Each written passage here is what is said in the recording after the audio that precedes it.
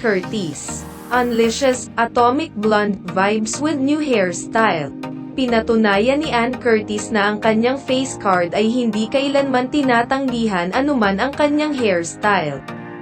Sa It's Showtime episode na ipinalabas noong ika-22 ng Enero, 2024, ang muse ng noontime show, si Ann Curtis, ay nagpabilib sa mga manonood matapos umakyat sa entablado na may bagong hitsura. Umakyat sa entablado ng may kumpiyansa, ipinakita ni Ann ang kanyang tuwid, mahaba, blonde na kondado, na isinasama ang mapaglarong tinawag niyang atomic blonde, na persona sa isang caption na ibinahagi sa kanyang mga social media platform.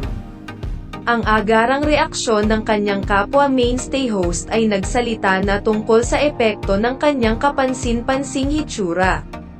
Kim Chiu didn't help but express her admiration, saying, "Ang ganda mo naman Ate Ann," while Vong Navarro humorously quipped, "Grabe." Si Ann Bata, Amy Perez joined the chorus of compliments, exclaiming, "Napakaganda mo naman."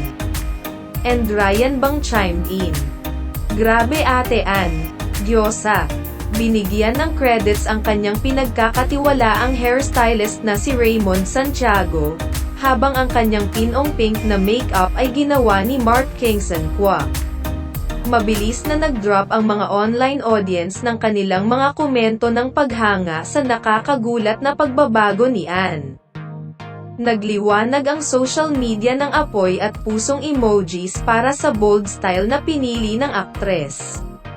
Sa press time, nakakuha na ng 568k likes ang post ni Ann sa wala pang 6 na oras.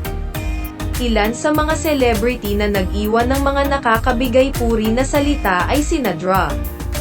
Vicky Bello, Mariel Padilla, Isabel Oli Prats, Shi Filomeno, Zainab Haraik, Laureen Uy, and her very own sister Jasmine Curtis Smith.